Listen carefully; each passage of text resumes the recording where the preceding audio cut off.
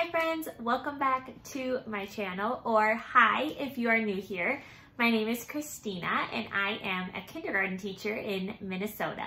This fall, I'll be starting my 6th year teaching kindergarten.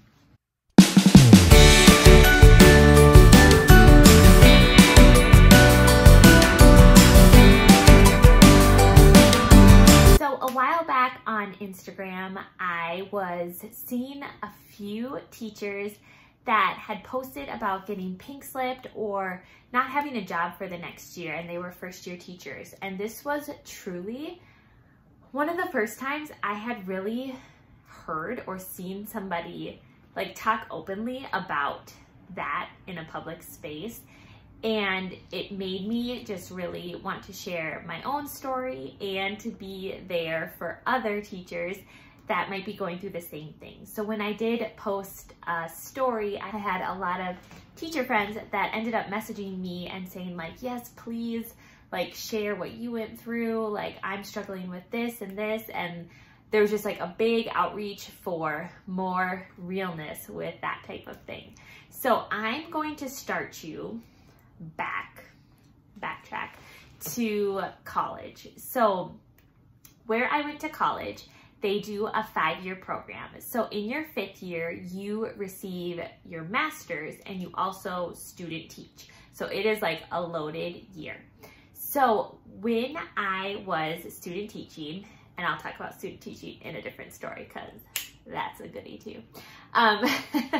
When I was finishing my year student teaching, it was probably like March maybe, and I'm just like doing my thing, like going to school, student teaching every day.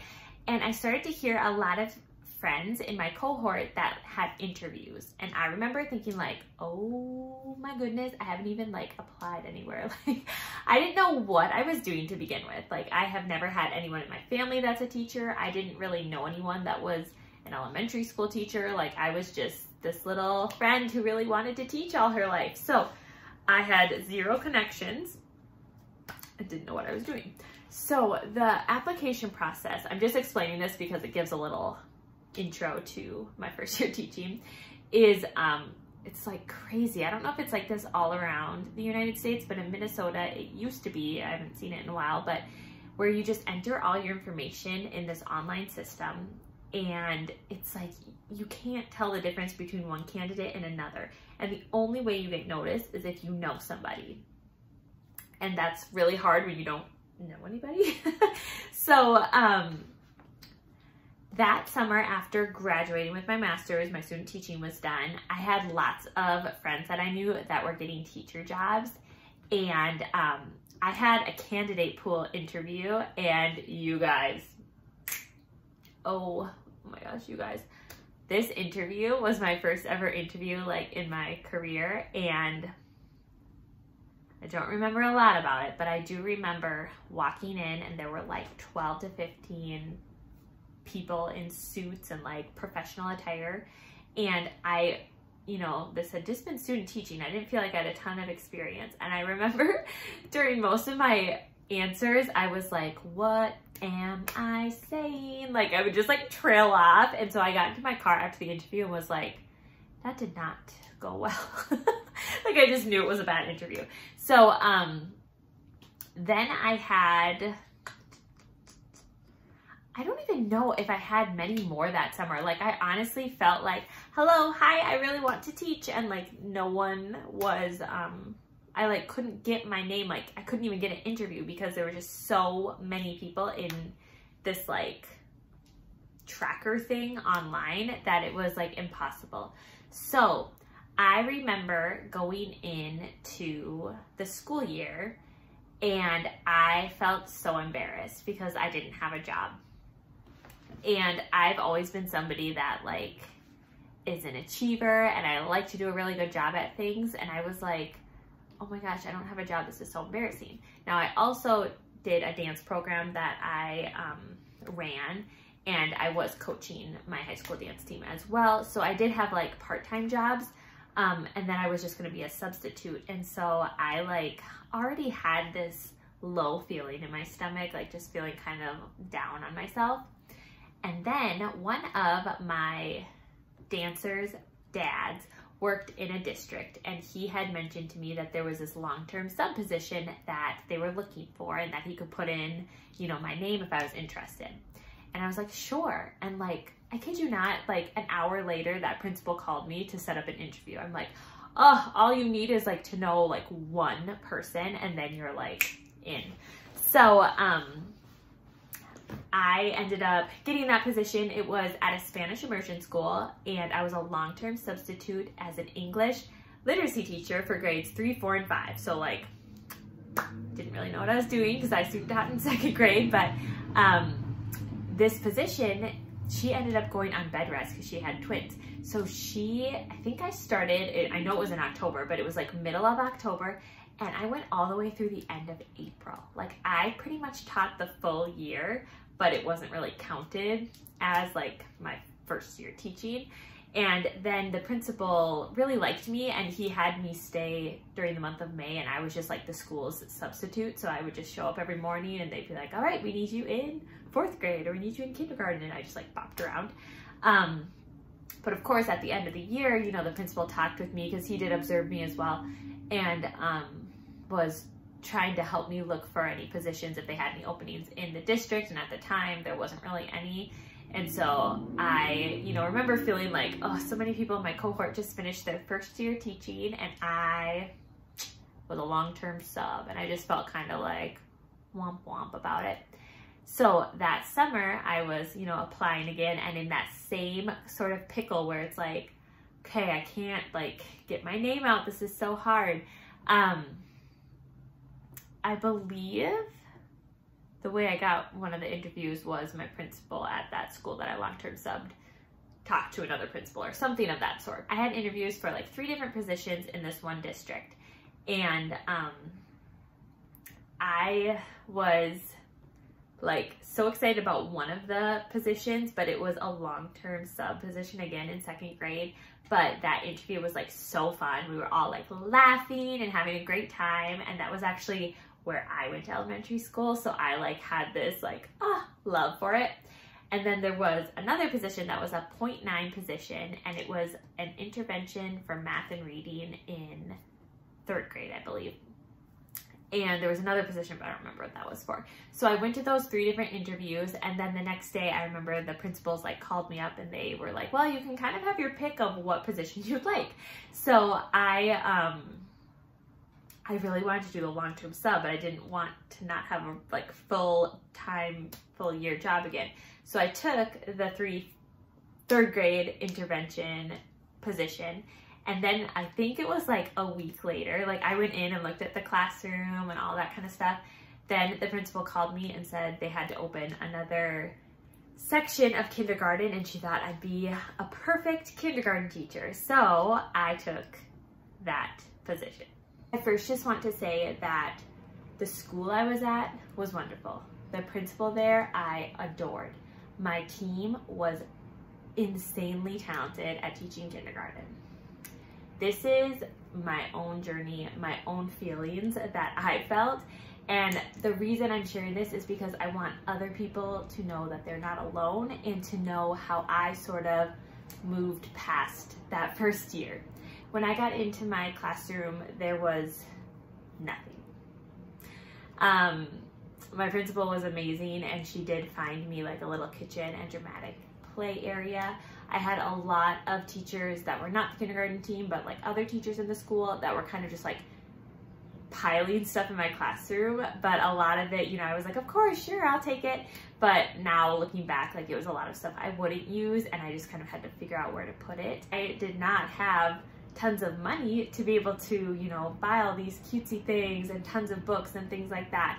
So honestly, I don't even have pictures from my first classroom. It was just, it was crazy. Anyway, I ended up getting my classroom ready. I couldn't tell you what it looks like, what I had there. Like, I know that each student had desks because I was giving desks.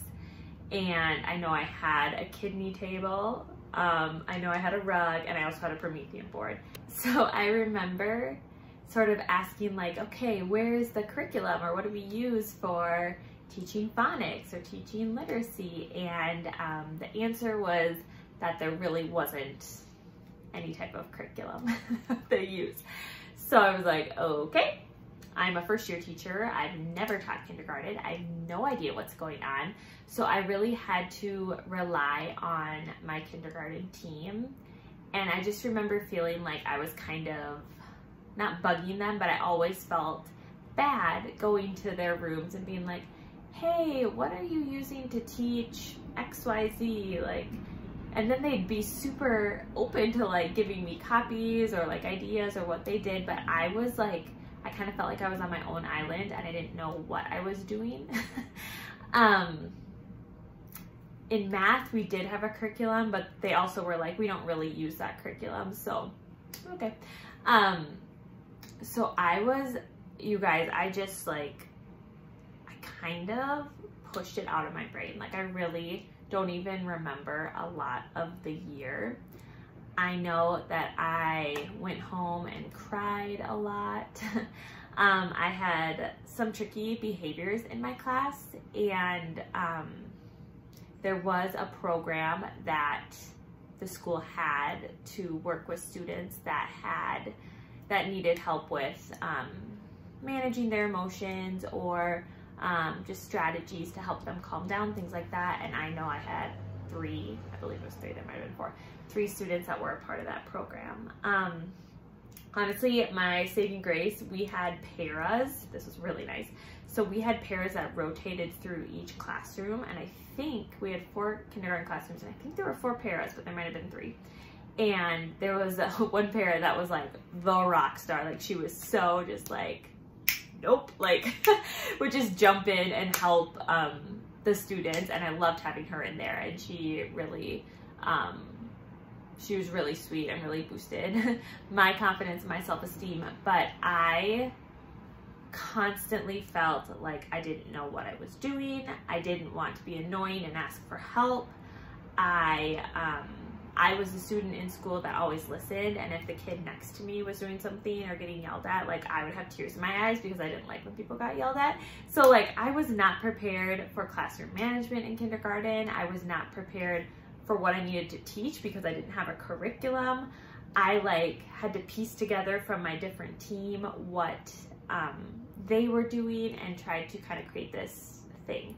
And like, I'm not ancient, but there wasn't that I know of. I wasn't a part of the teacher. I wasn't a part of the teacher Instagram. I really don't know if there was one at that time. Pinterest was kind of the big thing. And so I would kind of go on there and like search things. But I don't think I even knew about Teachers Pay Teachers at that time. So like, let's talk about me. Like, here's an island. I live on the island. Like I was so lost. So without going into like total details of the school year, it was really hard. Towards the end of the year, this school was being turned into a Spanish immersion school, not the next year, but the year after that. So there was going to be a lot of transition that upcoming year, and there also was going to be an elementary school that was being built. So there were a lot of changes going on. So pretty much any of the younger teachers at my school, there were like 4 of us, got, I think it's called pink slip, I'm not quite sure, but we were told like that you don't have a position here next year. The first grade team, they were going down a section, so that tenured teacher was going to be put into my kindergarten position. And again, my principal was like the sweetest thing, and she was like, we're gonna help you, we'll try to find a place for you. And I had such a sour taste in my mouth that I was kind of like, I need to get out of here. Like I really felt not welcome.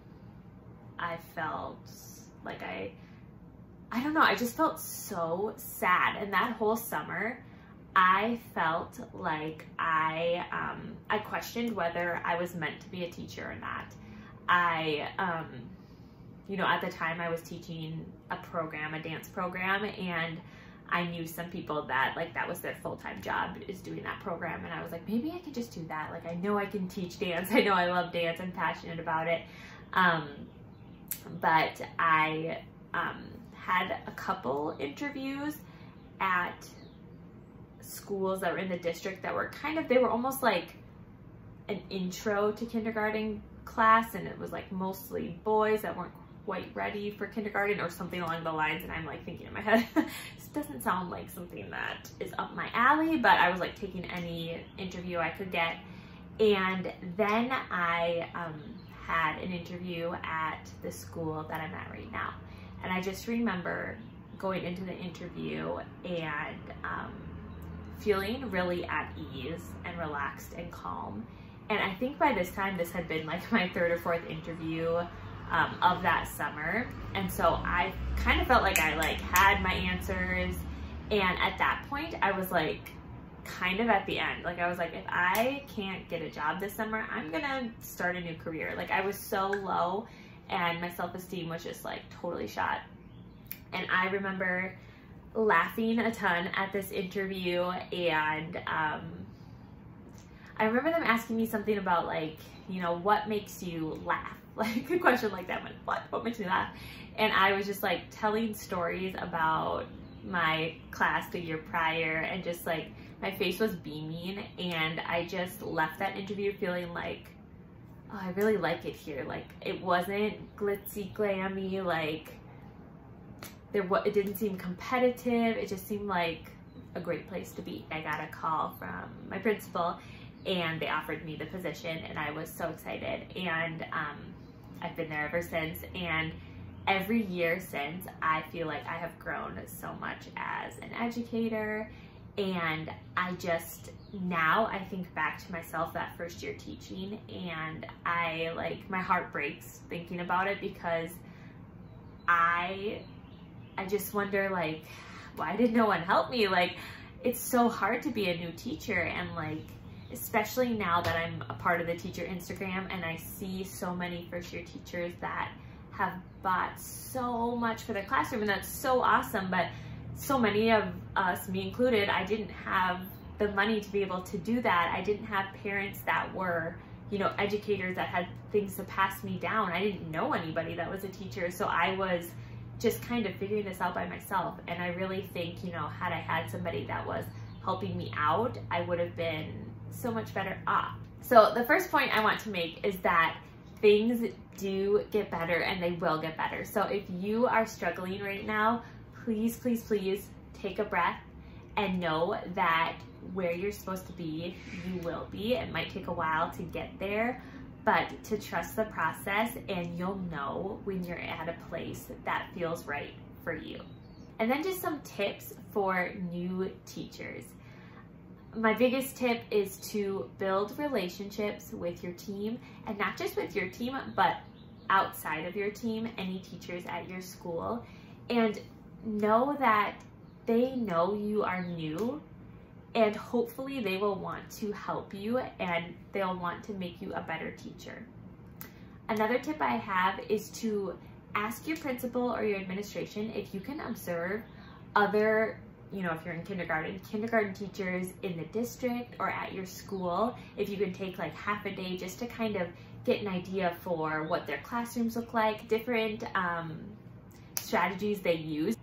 You might pick up a couple things that you want to bring to your classroom as well. Another tip would be to trust yourself and know that yes, you are new, but that you are hired there for a reason, and that you don't have to kind of sit back and be the new teacher, that you can like share your ideas and you can share how you're feeling, and it's okay to ask questions and to ask for help. That was my biggest thing, is I've always been a perfectionist, and I have always been somebody that likes to do well at what I'm doing. And so when I felt like I wasn't doing my best, or I didn't know what I was doing, instead of like reaching out for help, I just sort of like started to shrivel back more and more. I think it's really important from the beginning to just say, hey, I need help. Can you recommend some really good books for me to read, or some great read alouds for this time of year? Where should my students be at writing? And, you know, ask those questions.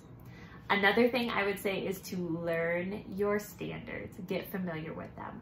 I have worked on some standard committees now, but I know those kindergarten standards in Minnesota like forwards, backwards, in my sleep, eyes closed. Like, I know those standards. And so after having a couple years now too, I know what to expect. But my first year, I didn't really know what they were expected to know. So asking those questions is so important for you as a teacher to help your students grow as well. Another tip I have for new teachers is to take what you see on Instagram or online or on Pinterest with a huge, like, not grain of salt, but like a pile of salt, because you can't compare yourself to that teacher. Even if they are a first-year teacher, they might have so much time on their hands and they devote their whole entire life to doing classroom decorating. You know, like, people are so different and everybody enjoys different things. So know that just because your classroom doesn't look like that teacher's classroom, you can't compare, and where you're at is perfect. I hope that has helped you a little bit in knowing that you aren't alone and that things get better. And I adore my school. I adore kindergarten. I feel so peaceful with where I'm at. And I know that without that first year of struggle, I don't think I would appreciate where I'm at as much as I do now, and appreciate who I am as an educator and the growth I've made as much as I do. So if you are a new teacher and you need someone to talk to, or you want, you know, just help with something, please, please, please either comment below or message me on Instagram. It's @KinderTribeMN. I would love to talk with you, be friends, and help you along this journey as well. Thanks for watching, you guys, and I'll see you in the next video.